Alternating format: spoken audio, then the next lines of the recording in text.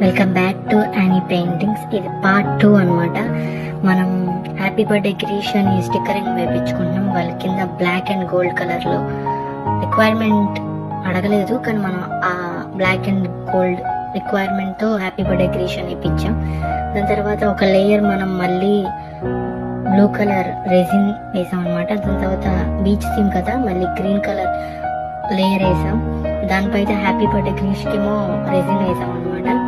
దాని తర్వాత ఫోటో పెట్టే ముందు రెజిన్ వేసి ఒక లేయర్, దానిపైన ఫోటో పెట్టాలన్నమాట. ఫోటో పెట్టిన తర్వాత పైన ఇంకో లేయర్ ఆఫ్ రెజిన్ వేసుకోవాలన్నమాట. మొత్తం వేసుకొని స్ప్రెడ్ చేయాలి నీట్గా.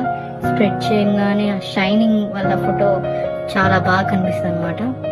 ఇది final output of resin frame.